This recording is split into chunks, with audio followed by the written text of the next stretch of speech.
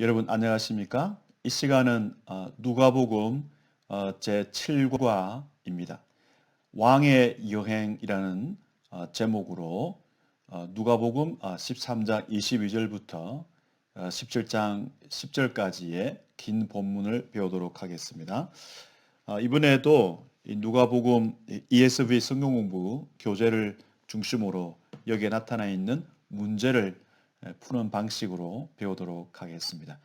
많은 내용을 이제 10개 정도의 문제로 추각해서 생각하도록 하기 때문에 어떤 문제는 이제 답을 하기가 쉽지 않습니다. 그리고 이 문제를 낸 학자의 그 의도가 무엇인지를 정확하게 파악하지 못할 때도 있습니다. 그러나 이 문제가 이 긴 본문을 그 요점을 중심으로 해서 어, 살펴보도록 잘 인도하고 있기 때문에 이 문제를 푸는 방식으로 오늘 공부를 해보도록 하겠습니다. 첫 번째 문제입니다. 나중된 자가 먼저 될 것이다. 13장 22절부터 14장 24절. 첫 번째 문제는 이렇습니다. 누가복음의 이 부분은 두 가지 패턴의 반전을 강조합니다. 하나는 처음과 마지막의 상호 교환을 포함하고, 그러니까 첨된 자가 나중되고 이제 나중된 자가 첨되고 뭐 그런 내용을 말하죠. 다른 하나는 낮아짐과 높아짐의 패턴. 낮은 자는 높여지고 높다고 생각하는 자는 낮아질 것이다. 이런 내용.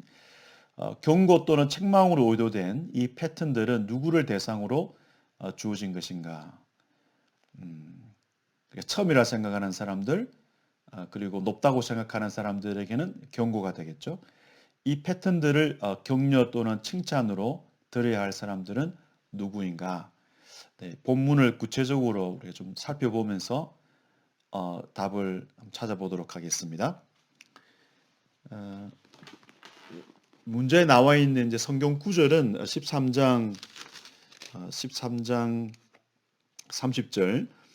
보라, 나중된 자로서 먼저 될 자도 있고 먼저 된 자로서 나중될 자도 있느니라 하시니라.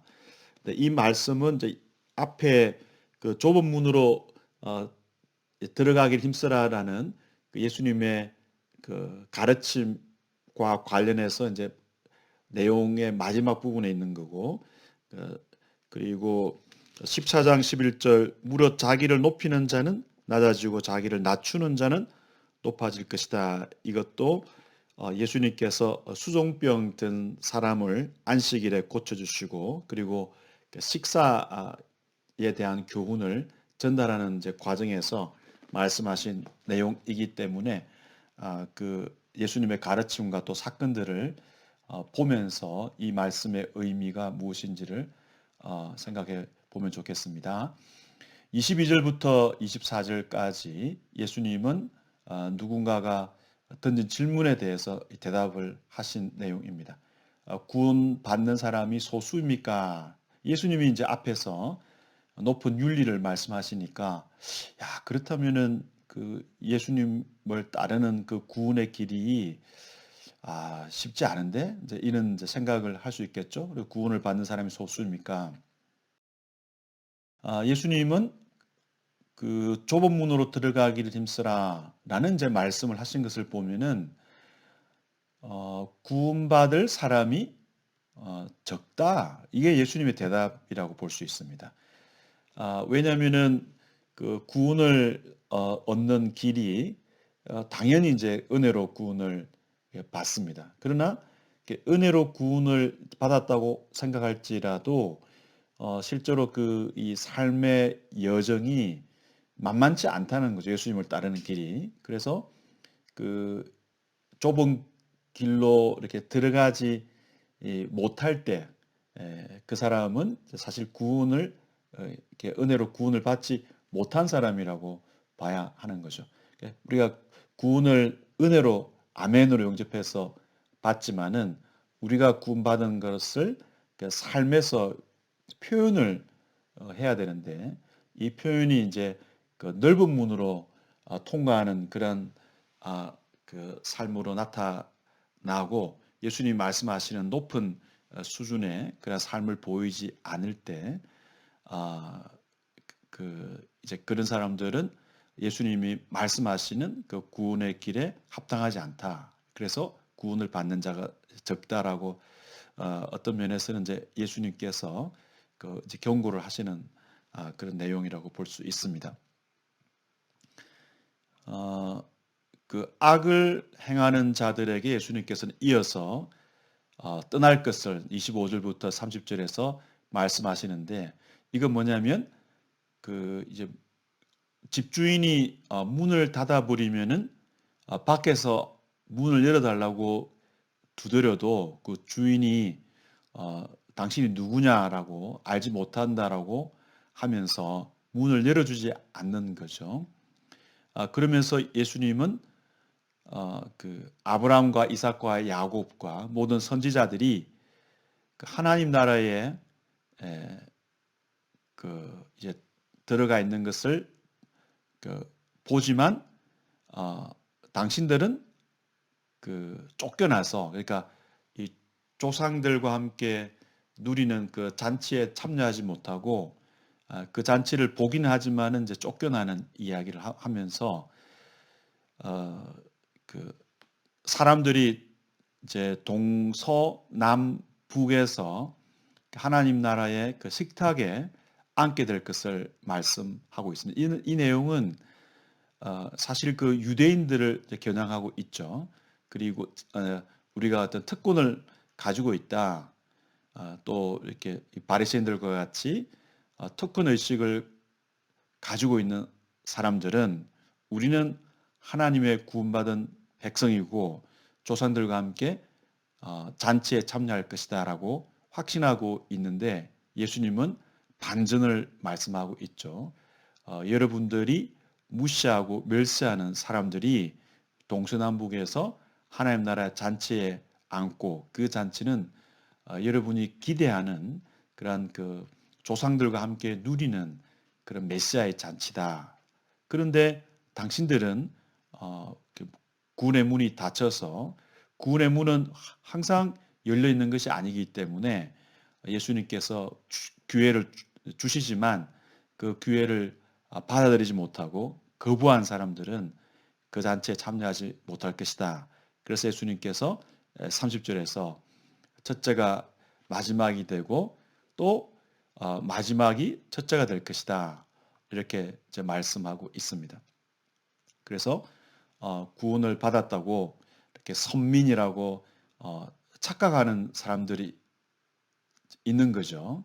그런 사람들은 오히려 구원의 문에서 멀고, 그리고 내가 부족하고 좀 연약하지만, 그러나 그 이제 예수님께서 말씀하시는 그런 상태에 부합하는 삶을 살아가는 사람들은 하나님 나라에 합당하고, 그리고 메시아의 잔치를 누릴 수 있을 것이라고 예수님께서 이제 격려하시는 또 내용이라고 볼 수 있습니다. 또 이 문제에 보면은 그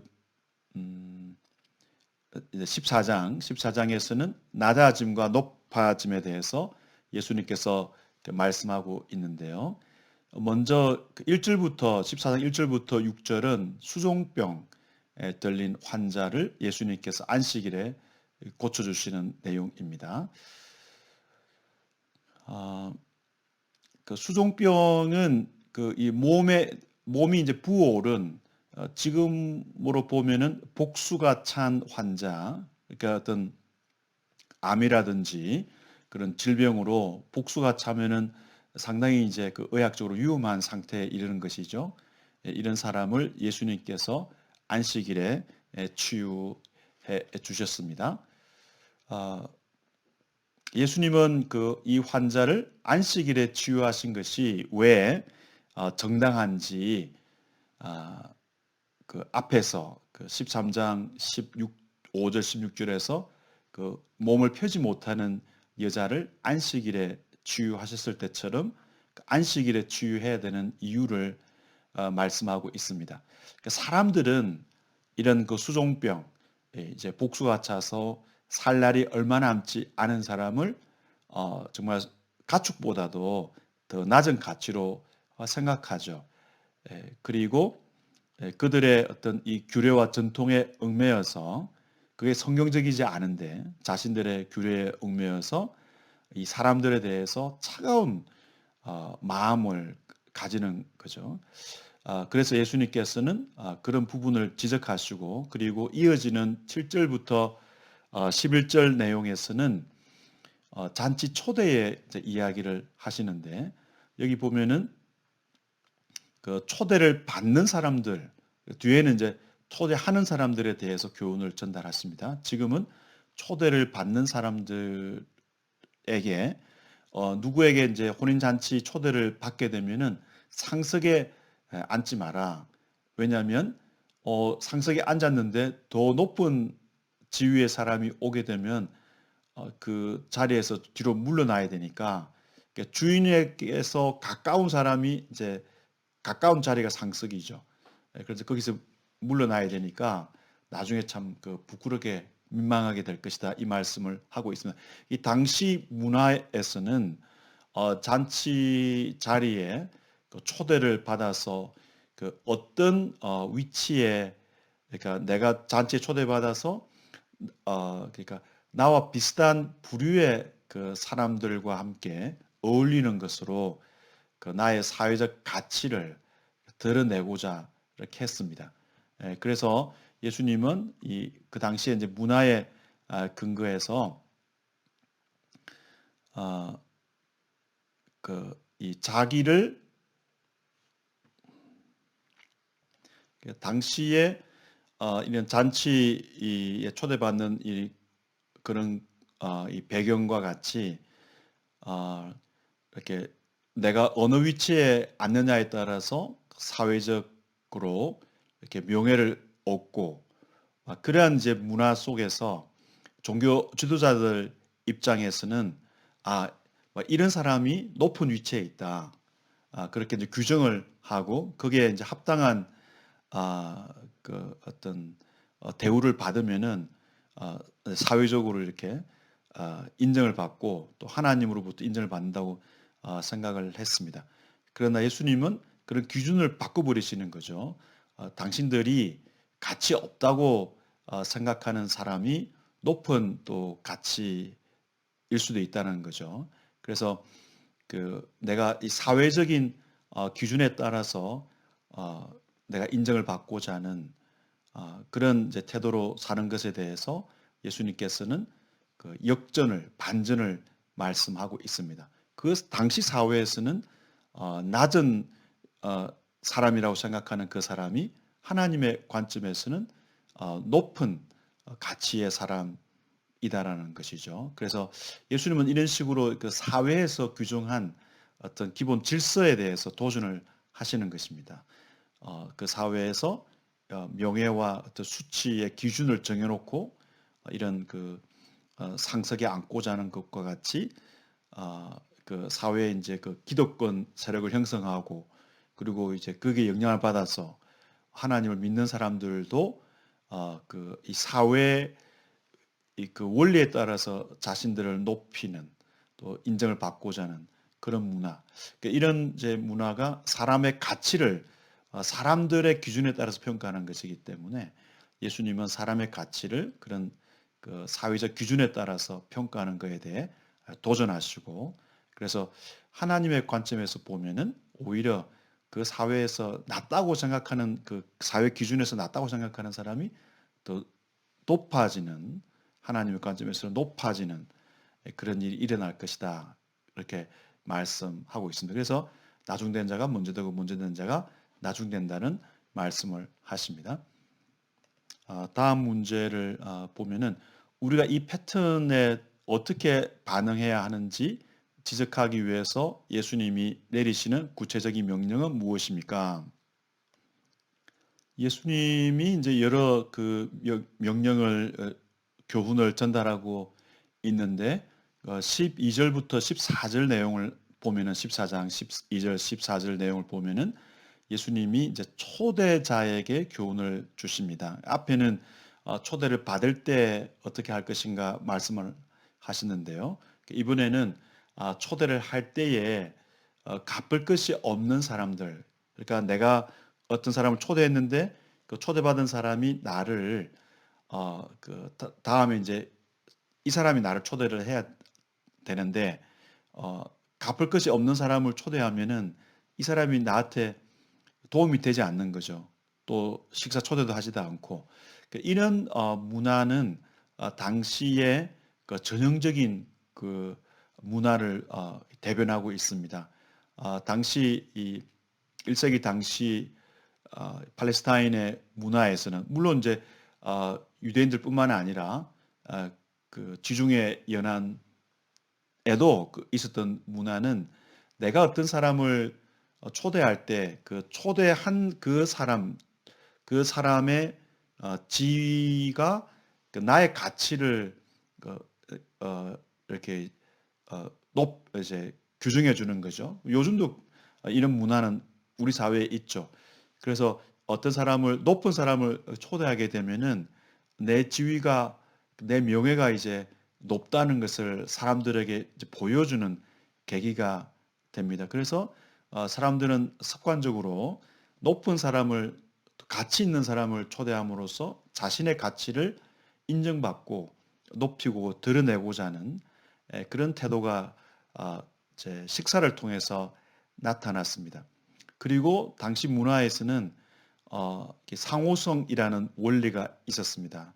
그래서 내가 주면은 그 사람은 내한테 갚아야 되는 그런 상호작용이라는 원리가 있었습니다. 내가 은혜를 받으면 내가 그 은혜는 말하자면 어, 지금 우리가 생각하는 그런 은혜와 달리 내가 도움을 받았으면은 반드시 갚아야 되는 의무가 내게 생기게 됩니다. 그런데 아, 가난하고 이렇게 어려운 사람, 오늘 본문을 보면은 뭐 맹인이라든지 당시에 어떤 생존을 하기 힘들었던 사람들, 그런 다리가 불편한다든지 여러 이제 어려운 사람들을 초대하게 되면은 일차적으로 내 지위가 그 당시 사회에서는 인정을 받지 못하고 사람들이 저런 사람들 초대해 가지고 초대하는 거 보니까 이 초대자의 사회적 지위가 낮구나 이렇게 이제 판단을 받고 그다음에 하나는 내가 초대를 했는데 저 사람들이 갚지를 못하니까 내가 이렇게 내게 피해가 되는 것이요. 그래서 예수님께서는 어 이제 갚을 것이 없는 사람에게 그 은혜를 베푸는 행동을 하라고 교훈을 전달하고 있습니다. 이것은 우리 앞에서 본 것처럼 높은 자가 낮게 되고 낮은 자가 높게 되고 이렇게 먼저 된 자가 나중되고 그러한 교훈과 관련이 있죠. 그러니까 이 사람들은 그 사회적으로 낮은 사람들 또는 뭐 나중된 사람들이라고 볼 수 있는데 이들에게 예수님은 은혜를 베풀도록 이렇게 명령하고 있습니다. 왜냐하면 사람의 가치가 사회에서 규정한 기준에 따라서 결정되는 것이 아니고 하나님께서 보실 때는 그런 무가치하게 보이는 사람이 참으로 가치 있는 사람이고 그런 사람들을 예수님께서 높여 주시기 때문에 그렇게 명령을 하고 있죠. 그러면 이제 초대하는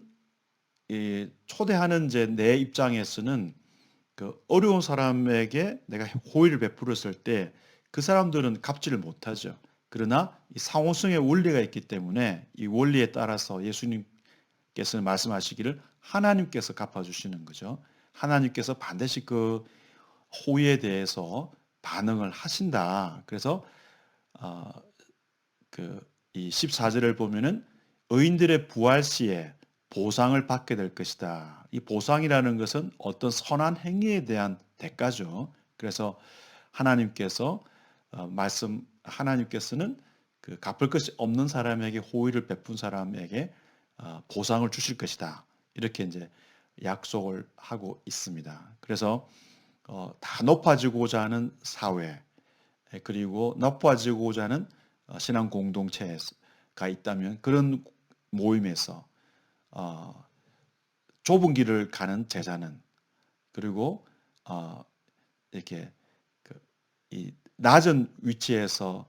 어, 살아가야 하는 제자는 바로 이런 구체적으로는 식사에 초대하는 이런 이제 예수님 말씀과 같이 실생활 속에 실제로 어, 그러니까 어, 이게 어려움이 있고 또 어떤 소외된 사람들 그런 사람들을 대하는 어, 그런 생활을 하도록 예수님이 말씀하고 있습니다. 그런 사람을 선대하고 잘 대하는 것이 좁은 길을 가는 제자의 길이고, 그리고 그 낮은 자세로 주님의 일을 섬기는 사람이라고 말할 수 있겠습니다. 예, 다음 문제를 보겠습니다. 예수님이 헤롯 안티파스에게서 도망치라는 경고를 받으실 때 그분의 대답은 역설적입니다. 즉 그분은 예수님은 헤롯의 영토를 떠나실 것이지만 이것은 오직 예수님을 죽음에 더 가깝게 이끌 것이다.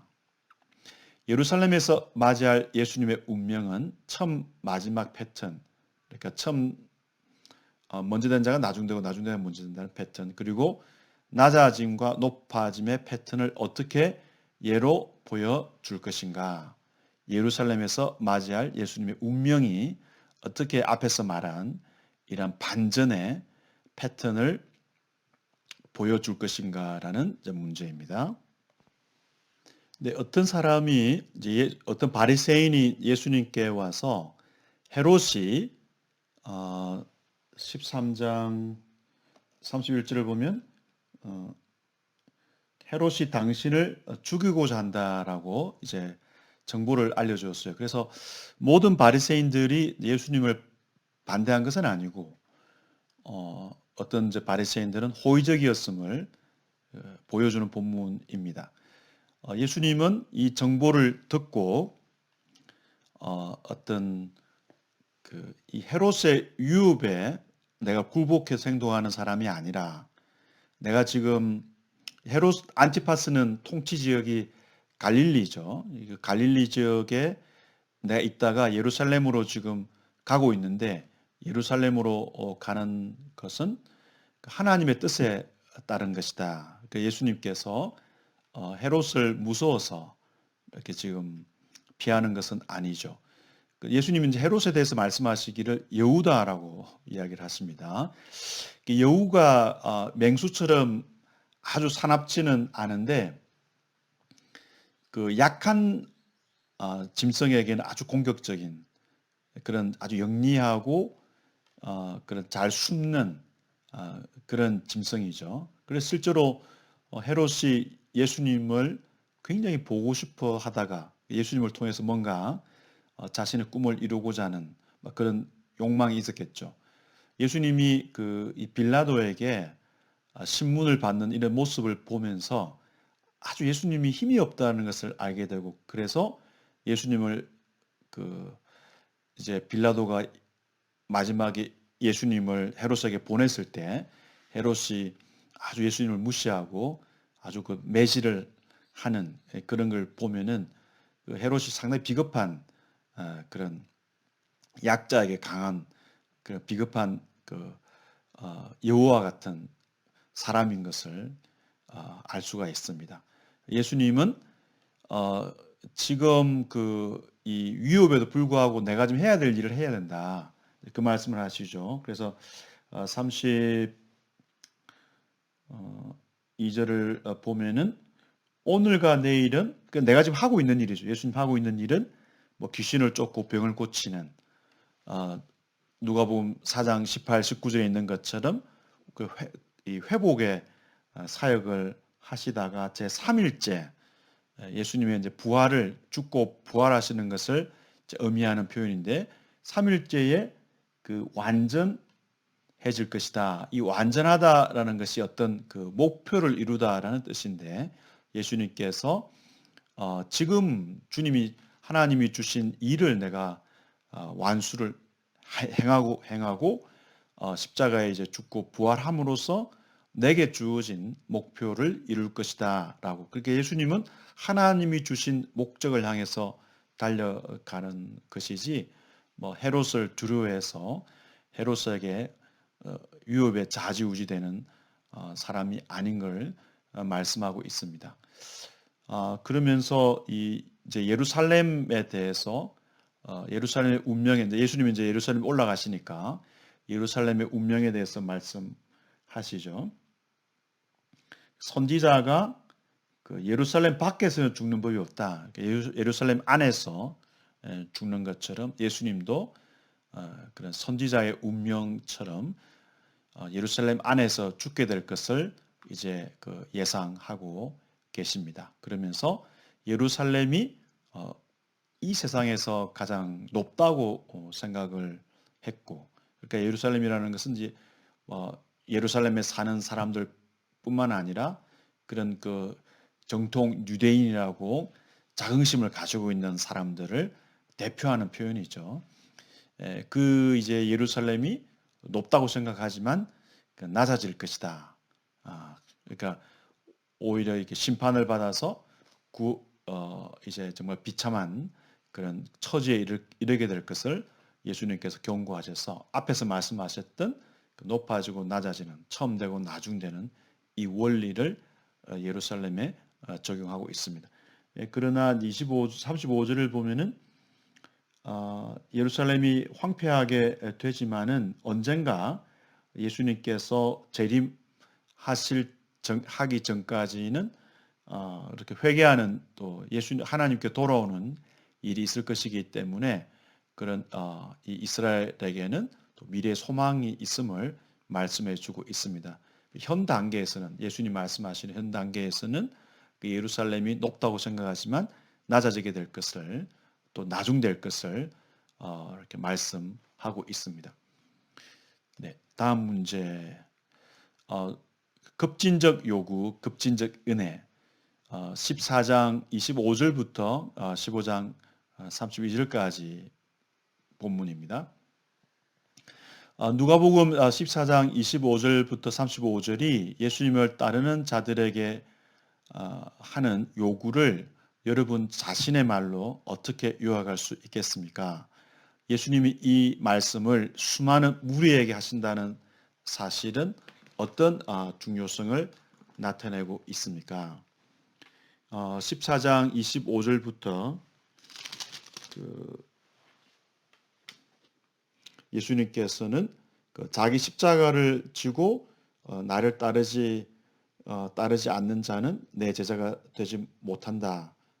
그렇게 이제 말씀하시면서 이 제자의 길이 어느 정도로 어려우냐면은 이제 누가 망대를 세우고자 할 때 먼저 계산을 해야 된다. 그러지 않으면은 기초만 쌓고 그 건물을 세우지 못하는 수치를 당하게 될 것이다 말씀하시고, 그리고 어떤 이제 그 임금이 전쟁을 이제 할 때 먼저 우리 군대가 1만 명인데 2만 명의 그 상대방 군대를 대적할 수 있는지 그 계산을 잘 해야지. 그 계산도 안 하고 이렇게 싸워가지고 패배할 수 있기 때문에 싸우기 전에 먼저 화친을 청해야 된다 이렇게 이야기를 하고 있습니다.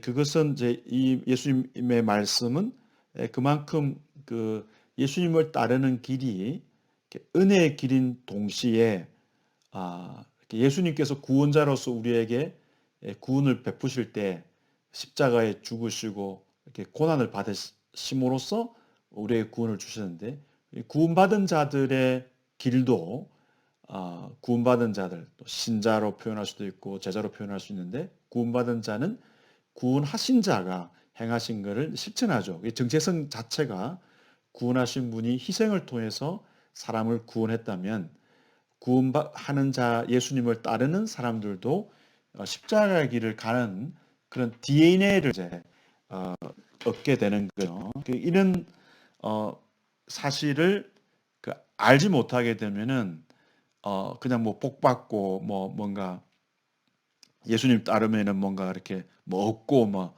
이런 것만 생각하다가 예수님을 따르면은 정말 낭패를 볼 수 있다. 그런 의미로 예수님 말씀을 하고 있습니다. 그래서 이거는 이제 우리가 우리의 언어로 충분히 바꿀 수가 있죠. 그래서 예수님을 따르고자 하는 자들은 그런 희생을 각오하고 주님의 길이 어, 어려운 것을 당연하게 생각하고 가야 되겠다. 그러면서 예수님은 그 소금의 비유를 이제 말씀하고 있는데 소금이 좋은 것이지만 당연히 이제 소금은 필수적인 것인데 소금이 맛을 잃게 되면은 무엇으로 짜게 하리요. 얼마 전에 아, 이 텔레비전을 보니까 염전에 이 염전에 소금 덩이가 있는데 그게 이제 뭐 간수 같은 게 다 빠져가지고 소금은 소금인데 이제 맛을 내지 못하는 그런 이제 소금이 있더라고요. 예, 그래서 그런 이 맛을 잃게 되면 맛을 잃는다라는 이 표현이 어리석게 된다 이런 뜻입니다. 그래서 은유적으로는 그런 뜻입니다. 그래서 예수님의 제자는 이 땅의 소금으로서 반드시 필요한 존재이고 좋은 가치의 사람들이죠. 그러나 좁은 길을 가지 않을 때 예수님처럼 십자가 고난의 길을 가지 않을 때 이 세상에 전혀 도움이 되지 않는 그런 오히려 피해를 끼칠 수도 있는 그런 어리석게 되는 사람이 될 수 있다라고 예수님께서 이제 경고하고 있습니다. 계속해서 이 사회에 또 공동체에 덕을 끼치지 못하게 되면은 그건 이제 처음부터 소금이 아니라고 봐야 되겠죠. 그래서 예수님께서 제자들을 부르실 때는 하나님께서 또 이렇게 성도들을 부르실 때는 그런 소금처럼 이 세상에 필요한 존재들로 부르셨기 때문에 또 구원하셨기 때문에 그에 상응하는 그런 삶이 이렇게 밖으로 표출이 돼야 되는 것이죠. 그래서 예수님께서는 이 말씀을 수많은 무리에게 하셨다. 그래서 이 특정 어떤 이 12제자뿐만 아니라 예수님을 따르고자 하는 이제 예수를 믿고자 하는 사람들은 누구나 이 사실을 알아야 된다. 예수님께서 말씀하시는 이런 예수님을 따르는 길이 어떤 길인가를 알아야 된다. 이렇게 볼 수 있겠습니다. 두 번째 문제는 무엇이 누가복음 15장 1, 2절의 바리새인들과 서기관들이 제자도의 대가를 계산하는 것을 꺼려 한다는 사실을 지적하는가? 어떤 요소들 때문에 그들은 그렇게 하는 것을 주저하는가? 15장에 있는 그 유명한 새 비유는 1, 2절에 있는 그 바리새인들과 그 서기관들의 그 질문에 대한 예수님의 답변이죠.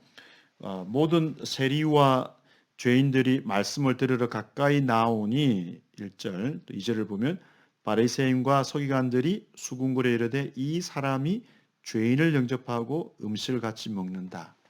자, 우리 앞에서 우리가 본 내용과 같이 당시 그 사회 질서라는 것이 사회적인 어떤 지위, 사회적 가치에 부합하는 그런 사람들이 모여서 언약의 식사를 나누는 이런 어떤 이 사회의 어떤 프로토콜이라 그러죠.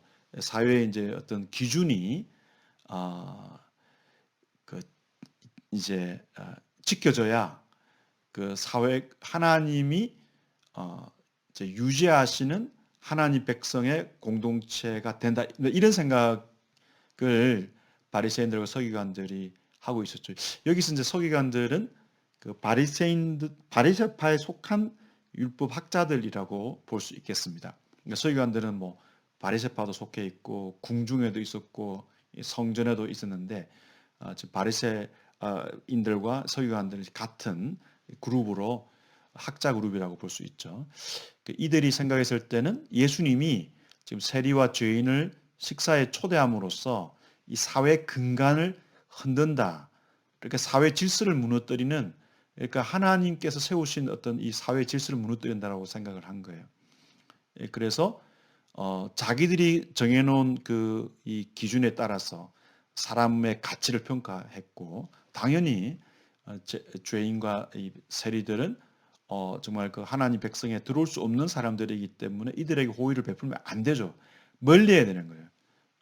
그래서 이제 이 부정한 사람이 이 정결한 사람을 바이러스처럼 전염시킬 수 있기 때문에 이 사회의 건강함을 유지하는 방법은 이 사람들을 멀리해야 되는 것밖에 없죠. 이게 전염당하니, 이게 전염되기 때문에. 그런 문제가 있고, 또 하나는 이제 15장 전체 내용을 보면은 예수님께서 그 보여주신 비유의 내용은 이런 사람들에게 호의를 베푸는 것은 낭비라는 거죠. 사회적 낭비다. 왜 이런 사람들에게 그런 이 에너지를 소모하느냐 이거죠. 그래서 사회적 근간도 흔들고, 그리고 불필요한 사람들에게 호의를 베푸는 것은 이 어떤 낭비다. 이제 그러니까 예수님께서는 이 좁은 길을 가야 된다. 그리고 사람을 초대할 때 정말 갚을 것이 없는 사람을 초대하라. 이런 관점에서 말씀하실 때는 지금 15장의 이 새 비유처럼 그런 정말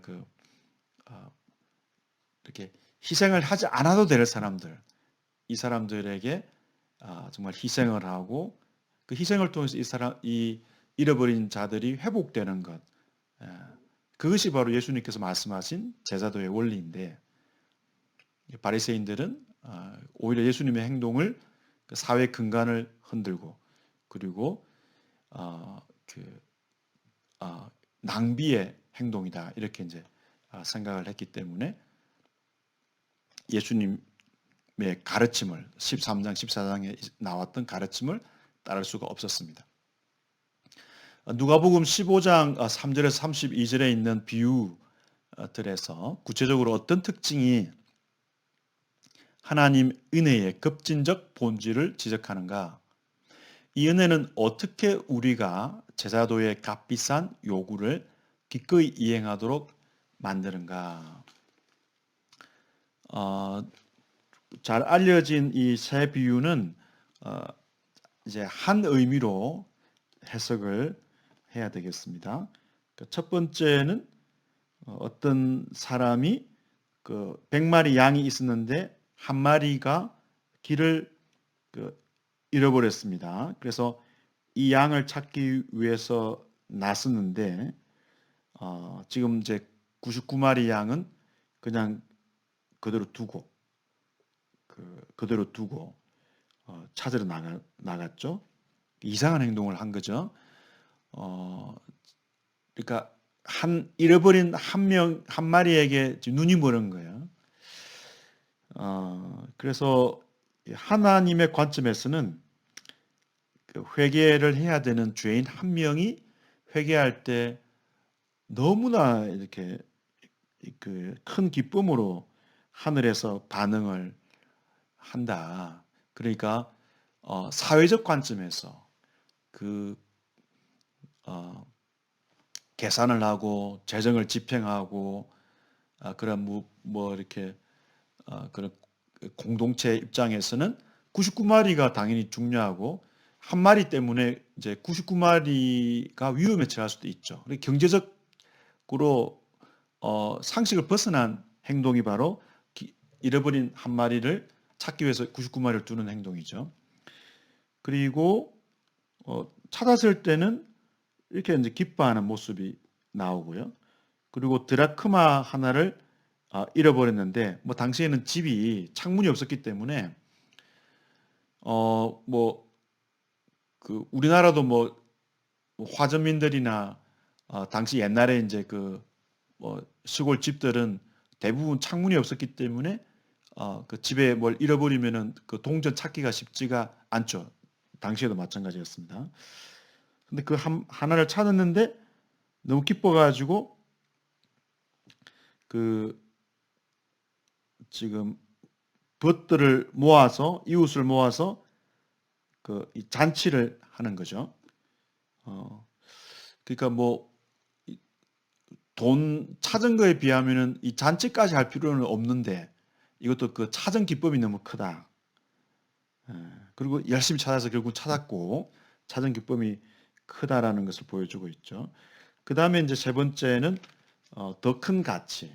그러니까 아들을 잃어버렸는데 그 잃어버린 아들을 정말 간절히 기다리는 그 아버지의 마음. 이게 둘째 아들이 아버지에게 돌아올 수 있었던 근거는 이 아버지의 한없는 사랑 때문이죠. 만일 아버지가 엄하고 그리고 어떤 관용이 없었다고 아, 아들이 생각했다면 돌아갈 수가 없었겠죠. 그래서 이 세 비유는 하나님의 은혜가 정말 그 한량 없고 그리고 다른 사람들이 볼 때는 이렇게 그 낭비하는 정말 쓸데없는데 낭비하는 것과 같은 그런 행동이라는 거죠.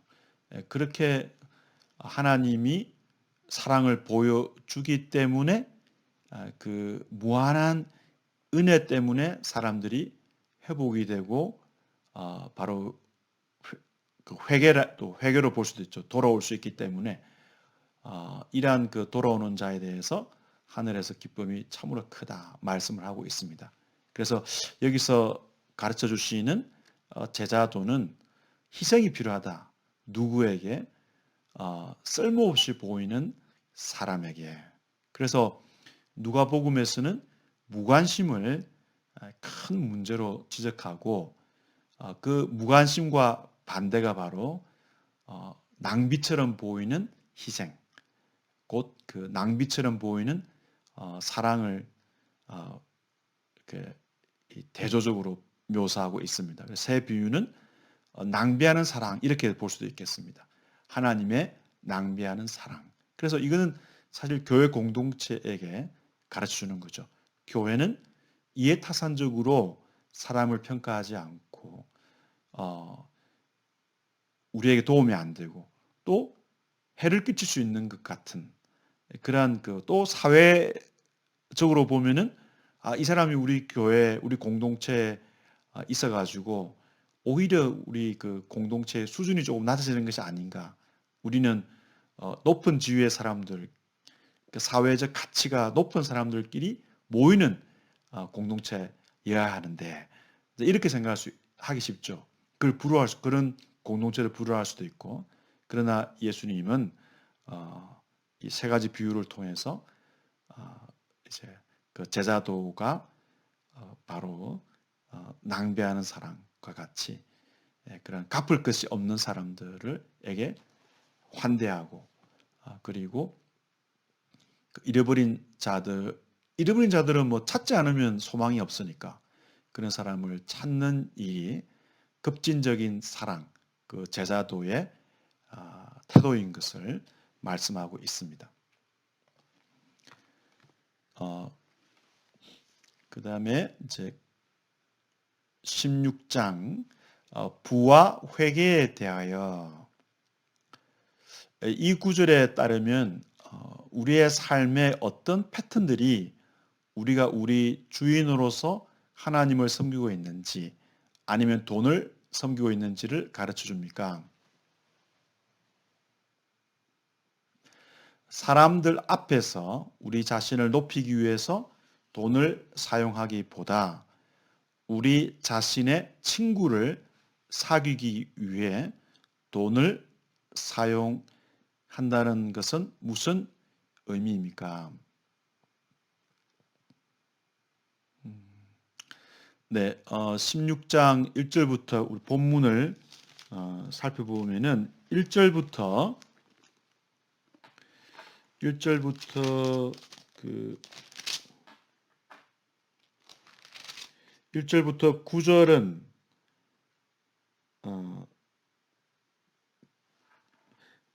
그 불의한 청지기의 비유죠. 잘 알려진 비유. 그리고 예수님께서 이 비유와 연결해서 이 돈을 어떻게 사용할 것인가에 대해서 이제 그 말씀하시면서 두 주인을 섬길 수 없다.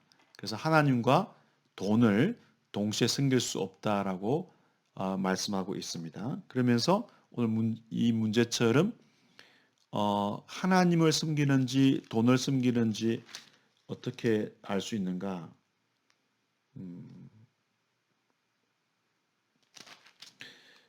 그이 이제 불의한 청지기 교훈을 통해서 예수님께서 하신 말씀은 그 9절에 보면은 불의의 재물로 이 재물 자체는 중립적이지만 이 속성이 이렇게 이 하나님과 이렇게 말합니까? 하나님과 그 경쟁하는 정도의 이제 그 물질이 돈이 이제 위치해 있고 그래서 사람들로 하여금 이제 안 좋은 행동을 하도록 이끌 수 있기 때문에 불의한 재물이라고 했는데 이 불의한 재물 그러니까 그러한 재물을 가지고 어떤 뭐 궁핍한 사람이라든지 그 어려운 사람들 이런 사람들을 위해서 그 사용하는 것 이것이 바로 하나님을 섬기고 있는 사람의 행동인데 이 불의한 청지기 비유를 보면은 이 불의한 청지기는 나쁜 사람이죠. 왜냐하면 주인의 돈을 말하자면 마음대로 사용을 했기 때문에 이건 이제 감옥에 가야 되는 사람이에요. 그래서 주인이 그 이야기를 듣고 해명을 하라. 이미 이제 그 직장에서 이제 자릅니다. 전문 경영인인데 이 사람을 전문 회계하는 사람인데 자르기로 하고 먼저 이제 설명을 듣고자 했죠. 근데 이제 불의한 청지기는 자신의 그 미래를 위해서 이 주인이 이제 좀 과다하게 이윤을 뭐 얻었다든지 하나님은 아니에요 주인이. 그런데 주인도 그 좋은 사람은 아니었던 것 같아요. 그래서 사람들을 채무자들을 불러서 탕감을 해준 거예요. 그러면은 당시 문화에서는 아까 말씀드린 것처럼 은혜를 받으면 호의를 받으면 호의를 받은 사람은 반드시 갚아야 됩니다. 그래서 이 청지기는 미래를 위해서 보험을 든 것이나 마찬가지죠. 내가 호의를 베풀었기 때문에 호의를 받은 사람은 반드시 내게 갚아야 되는 거죠. 미래에 내가 직장을 잃고 나갔을 때 이 사람들이 내게 받은 은혜를 갚게 됩니다. 이게 이제 상호성의 원리에 따라서 갚아야 돼요. 그래서 이 불의한 청지기는 자기의 미래를 준비하는 데 있어서는 대단히 빨랐다, 지혜롭다 이렇게 볼 수가 있죠. 사람 자체는 악한 사람이에요. 그리고 그 행동도 나쁜 겁니다. 하지만 미래를 준비하는 데 있어서는 굉장히 영민한 것이죠. 그래서 빛의 자녀들이 주님의 제자들이 미래 즉 재림을 준비할 때에 빨리 이 돈을 이렇게 써야 되는 거죠. 돈을 잘 써야 되는데 빛의 자녀들은 미래를 그렇게 잘 준비를 못한다는 거죠. 그럼 어떻게 하는 것이 미래를 준비하는 것인가? 이 불의한 청지기처럼 돈을 잘 사용해야 되는 거죠. 어떻게? 뭐 이렇게 누가복음 전체 흐름을 따져 보면은 갚을 것이 없는 사람들에게 돈을 쓴다든지 그렇게 이제 불의한 이 속성을 가지고 있는 재물을 선한 일을 위해서 사용을 하는 것이 미래를 준비하는 것이다. 그래서 실제로 선하게 돈을 사용하는 그러니까 미래를 준비하는 데 있어서 굉장히 영민하게 돈을 사용했을 때 미래에 영주할 곳에서 영주할 곳은 우리가 뭐 천상 세계라고 볼 수 있겠습니다. 거기서 친구들 천사들로 이렇게 볼 수 있습니다. 그 천사들이 환대를 하는 거죠. 그것이 우리의 미래를 준비하는 것이죠.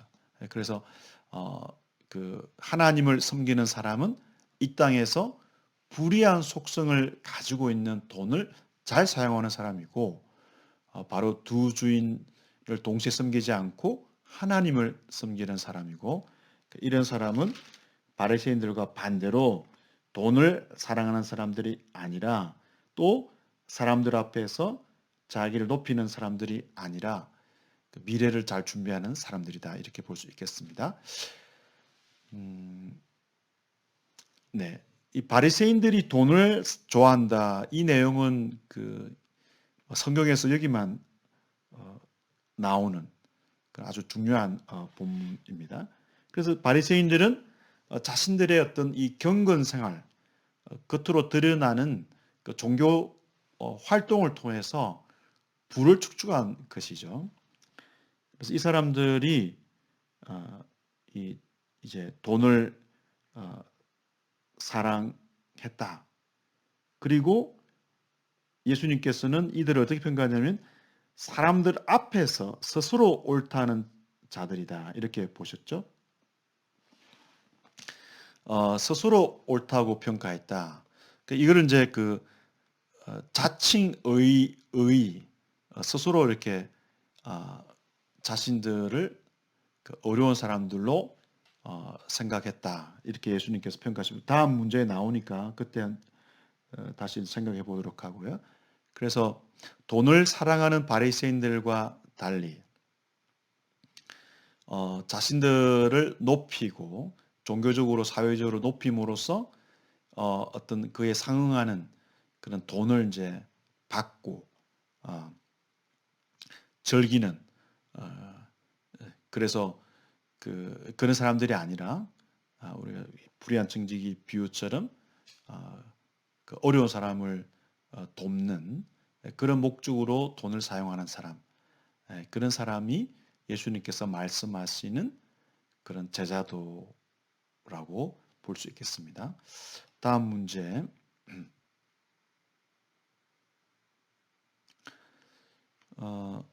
누가복음 16장 16, 17절은 예수님의 강림이 구약의 율법을 무효화하지 않았다는 사실을 확인하고 있습니다. 15장 16, 17절. 이 사실을 부자와 나사로의 비유의 결론이 어떻게 예정하는가? 네, 16장 맞습니다. 예수님께서 갑자기 율법과 선지자 말씀을 하고 계시죠. 네, 그 질문입니다. 네, 이 문제를 풀기 위해서는 그 16장 그 14절부터 18절 전체를 좀 연결해서 볼 필요가 있겠습니다. 바리새인들은 돈을 좋아한다. 그래서 예수님을 보면서 뭐 가난한 사람이 뭐 알지도 못하면서 저렇게 이야기하고 있구나, 이렇게 비웃었는데, 예수님은 그들을 사람들 앞에서 스스로 옳다한다, 옳다, 이렇게 스스로 어렵다고 생각한다, 이 뜻이죠. 그래서 자신들을 자칭 어려운 자들로 생각하는 사람들이고, 그러나 사람들에게 높임을 받지만 하나님 앞에는 미움을 받는다라고 했는데, 여기서 이 하나님 앞에서 미움을 받는다, 이 표현이 그 가증한 것이라는 뜻입니다. 가증한 것. 그래서 하나님 앞에서 가증한 것이다. 그러니까 스스로 자신들을 높이는 그 교만과 의는 하나님 앞에서 가증한 것이다. 그러니까 우상 숭배가 하나님 앞에서 가증한 것이죠. 그래서 자신들을 높이는 아주 그 하나님의 위치까지 교만한 이러한 태도, 실제로 돈을 사랑한다는 자체도 돈을 섬기는 만몬과 하나님 중에서 만몬을 섬기는 그 태도였고, 그러니까 이들의 그 태도 자체가 우상 숭배라는 거죠. 가증한 것. 그들의 태도가 하나님 보시기에는 가증한 것이다. 우상 숭배 행위다. 이렇게 예수님께서 평가하시면서 말씀하시기를 어, 16절에 보면은 율법과 선지자는 요한의 때까지요 이렇게 그 후부터는 하나님 나라의 복음이 전파되어 사람마다 그리로 침입하느니라.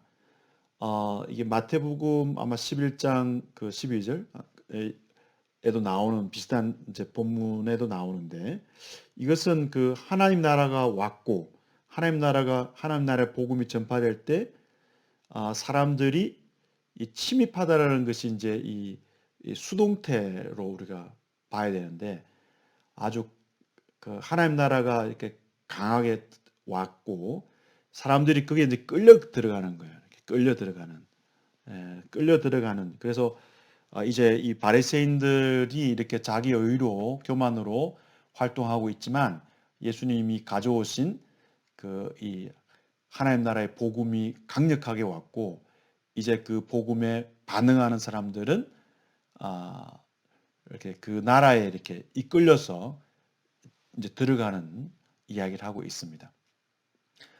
반대로 이런 오만하고 자기 의에 충만한 바리새인들은 그들이 하나님 나라의 백성이라고 생각했지만 그 하나님 나라에 들어가지 못하는 거죠. 그래서 이제 예수님을 통해서 새로운 그 하나님 나라가 왔는데 그렇다면은 이 나라의 복음이 시작됐다고 해서 구약의 권위는 어떻게 되는가? 떨어지는가? 그래서 예수님께서는 율법의 한 획이 떨어짐보다 그 천지가 없어짐이 쉽다 이렇게 말씀하고 있죠. 그래서 그 하나님 나라가 도래 한 상황에서도 율법은 즉 구약은 여전히 하나님의 권위 있는 말씀으로서 그대로 이제 자리를 차지하고 있는 것이죠. 그래서 율법을 통해서 뭐 이렇게 구원을 받고자 하는 그런 의미에서 율법이 아니라 여기서 말하는 것은 하나님의 뜻을 하나님 어떤 나라의 백성을 위한 어떤 그 하나님의 뜻을 알려주는 역할을 하는 이 구약이 여전히 권위 있는 하나님의 말씀으로서 역할을 한다는 것이죠. 예를 들어서 이혼을 예수님께서 그 드시는데 뭐 이제 자기 아내를 버리고 다른 데 장가드는 자도 간음이요 무릇 버림받은 여자에게 장가드는 자도 간음이다. 예수님께서 이렇게 율법이 여전히 권위를 또 그 효력을 발휘하고 있다는 사실을 말씀하시기 위해서 그러니까 하나님 나라의 복음이 왔다고 해서 이 구약에서 말씀하셨던 그 율법의 가치가 사라지는 것이 아니다. 물론 예수님께서는 그 구약 율법의 원래의 그 목적, 원래 하나님께서 얻어하신 것을 사상설교에 나오는 것처럼 가르쳐 주시죠. 어쨌든 이 율법의 가치가 여전히 역할을 한다는 사실을 이혼을 예를 들어서 말씀하시는데 이제 흥미롭게도 이 신명기 24장 4절에 이제 이혼에 대한 이 근거되는 말씀이죠. 여기 보면은 신명기 24장 4절에 보면 가정한 것이라는 표현이 나와요. 여호와 앞에서 가정한 것이다. 지금 말씀하신 그 18절 내용이 그렇게 행동하는 것은 가정한 것이다. 앞에 우리가 본 것처럼 하나님 앞에서 하나님 앞에서 즉 가정한 것이다. 그래서 지금 본문의 흐름하고 지금 예수님께서 율법의 예로 드신 내용하고 연결이 되는 것이죠. 아마도 예수님께서는 이 바리새인들의 직접적으로 말씀하지 않았지만 바리새인들이 돈만 사랑할 뿐만 아니라 돈을 사랑할 뿐만 아니라 어떤 이 음행의 문제도 있지 않나 이렇게 생각이 돼요. 그래서 자기들의 율법 해석을 통해서 이렇게 좀 뭐 쉽게 이혼을 부추기고 이건 제가 추정해 보는데 그렇게 이제 이혼에 대해서 자기들이 판단을 함으로써 뭔가 이 음행의 문제를 그들이 품고 있지 않았는가. 그래서 그 음행이 또 하나님 보시기에 가증한 것인데 돈과 돈을 통한 그 자기 돈을 좋아하고 그리고 자기 의를 통해서 하나님 앞에서 우상 숭배를 하는 그런 태도가 지금 뭐 이혼과 관련해서도 결혼과 관련해서도 나타나는 것이 아닌가 이렇게 볼 수 있습니다. 어쨌든 이 우리가 본문을 통해서 이 문제에 나와 있는 것처럼 어, 예수님께서는 율법을 하나님 나라가 왔다고 해서 율법을 무효한 것은 아니다. 이 사실은 부자와 나사로의 비유의 결론. 그 부자 나사로 비유를 보면은 이 부자가 이 음부에 떨어지고 거지 나사로가 아브라함 품에 안겼는데 그 이제 부자가 죽어서도 이 갑질을 하죠. 그 아브 저 나사로한테 좀 시켜가지고 아브라함한테 부탁하죠. 내한테 물 좀 달라고 해라 뭐. 그러니까 계속 이 갑질은 죽어서도 해결이 안 되는가 봅니다. 그래서 어, 나사로에게 시켜라. 시키게 해달라. 이렇게 종으로 계속 부를 수 있다고 생각을 했는데 이제 그게 뭐 물을 줄 수 없고 그 답변을 이제 들었을 때 그러면 우리의 형제들 가족들이 나와 같은 운명에 처하지 않도록 어, 사람을 보내가지고 좀 가르쳐 달라. 그렇게 이야기하니까 이제 아브라함이 이야기하기를 그거 원래 그 아브라함이 그 16장 31절에서 모세와 선지자들에게 듣지 아니하면 비록 죽은 자 가운데 살아나는 자가 있을지라도 고난을 받지 아니하리라 이렇게 이제 음, 아브라함이 이야기를 했습니다. 29절에서도 그들에게 모세와 선지자들이 있다. 그들에게 들을지니라. 이렇게 이야기를 했습니다. 그래서 구약 성경을 가리키는 표현이죠. 모세와 선지자들. 그래서 구약의 이미 나사로의 운명과 지금 부자의 운명처럼 될 수 있다라는 사실. 그러니까 긍휼을 베풀지 않았을 때, 특히 무관심으로 사람을 대했을 때에 그 사람의 운명이 어떻게 될 것인가는 이미 구약에 기록이 있다. 그러니까 예수님께서 가르치시는 내용이 새로운 것이지만 사실 이 새로운 가치는 이미 구약에 뿌리를 두고 있다라는 사실을 예수님께서 말씀하고 있어서 그 하나님 나라의 그 복음, 이 복음은 사실 구약에 토대를 두고 있음을 예수님께서 말씀하고 있습니다. 그래서 예수님의 그 예수님의 오심이 여기서 말하는 강림은 이제 재림은 아니고 예수님의 오심이 율법을 무효하거나 하지 않는다라는 사실을 말씀하고 있습니다. 17장 급진적 요구, 급진적 필요. 누가복음 17장 1절에 4절에서 예수님이 하시는 두 가지 급진적 요구는 무엇인가? 5, 6절에 따르면 만약 우리가 그런 요구를 충족하려면 무엇이 필요한가? 1절에서 4절을 보면은 예수님께 제자들에게 말씀하시기를 실족하게 하는 일이 없을 수는 없지만 실족시키는 자에게는 큰 화가 있다 말씀하고 있습니다. 그래서 작은 자 중에 하나를 실족하게 되면은 연자맷돌을 목에 메어서 바다에 던져지는 것이 낫다. 그만큼 이 뭐 그 연자맷돌 무거운 그 나귀가 돌리는 그 맷돌을 목에 메고 그 유대인들이 그 바다를 무서워했는데 그 악이 올라온다고 생각했는데 그 바다 깊숙이 10년으로 빠진다는 것은 정말 생각하기도 힘든 그런 말씀이죠. 그만큼 예수님께서는 이제 과장법을 사용하셔서 소자 한 사람을 실축시키는 것이 큰 그 죄라는 것을 그러니까 예수님은 작게 생각하는 문제 그러니까 사람들이 이건 별 죄도 아니다라고 생각하는 문제를 아주 심각하게 이제 다루시고 있습니다. 그 앞에서 그 말하자면 그 이 부자 부자와 나사로의 비유처럼 이렇게 무관심으로 사람을 대했는데 이 무관심이 그 사람을 실족시킬 수 있는 그런 이제 결과로 나타날 수도 있다는 거죠. 그것이 큰 죄다 말씀하시면서 그 다음에 이제 내가 이제 그 가해자 입장이고 내가 피해자 입장에서 3절을 보면은 너희는 스스로 조심하라. 만일 네 형제가 죄를 범하거든 경고하고 회개하지 않거든 용서하라. 하루에 7번이라도. 예수님께서 말씀하신 것은 인간의 이성으로서는 지키기 힘든 거죠. 그만큼 예수님께서는 이 급진적 수준의 용서를 이제 말씀하셨습니다. 이거는 예수님의 은혜를 받은 사람, 예수님의 희생을 통해서 구원을 받은 사람은 가능한 거예요. 그래서 이 명령을 하시는 거죠.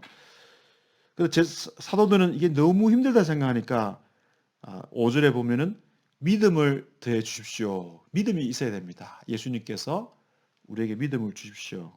그러면서 게다시 하늘 만한 믿음이 있다면 이 뽕나무는 뭐 그 어떤 이 지금 팔레스타인의 그 그림을 보면은 뽕나무 위에 이제 뭐 올라가서 사진 찍고 있는 그림도 있죠. 굉장히 이게 뿌리 자체가 절대 뽑히지 않는 그 정도로 탄탄한데 그러한 작은 믿음만 있어도 그게 가능하다.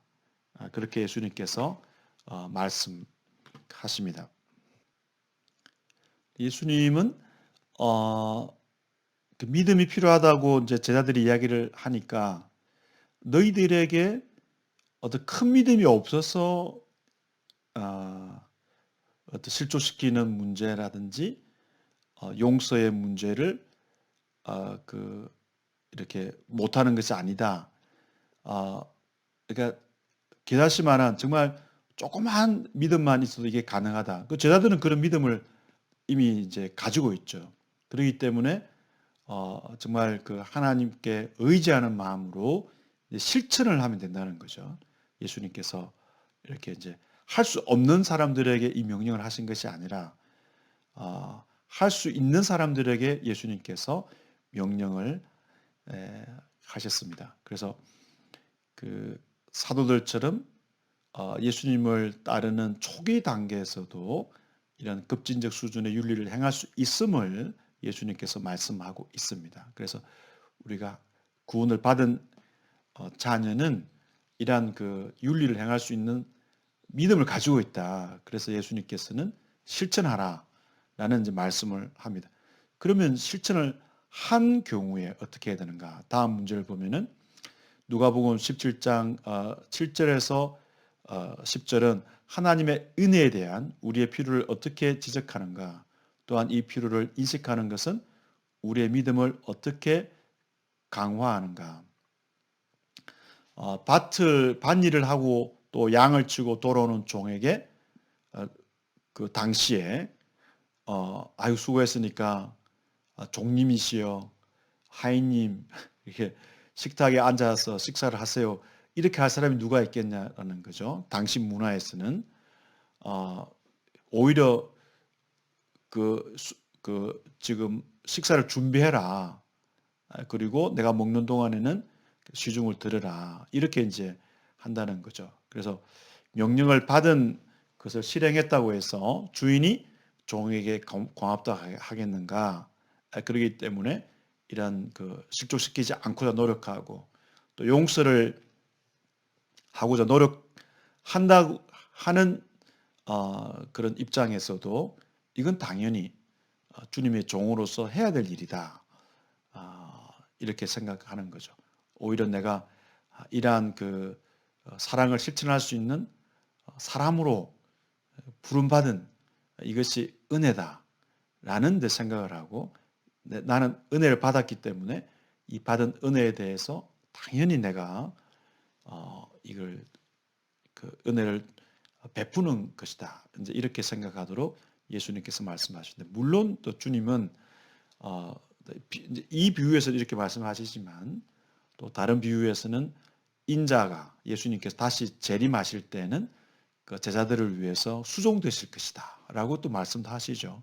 그래서 예수님께서는 또 수고하는 제자들을 격려하시는 그런 말씀도 있습니다. 이 본문에서는 주님의 명령을 지키는 사람이 자신들이 정말 그 자격 없는 자들에게 주신 은혜에 대한 감사로서 이러한 그 의무를 수행합니다. 이런 자세를 가지도록 말씀하고 있습니다.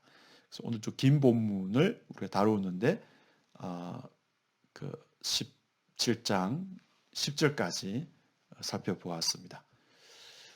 계속해서 그 예수님께서 제자들과 함께 예루살렘으로 올라가는 그 여행에 대한 내용입니다. 다음 시간에도 여행 내용을 또 살펴보도록 하겠습니다. 수고 많이 하셨습니다. 감사합니다.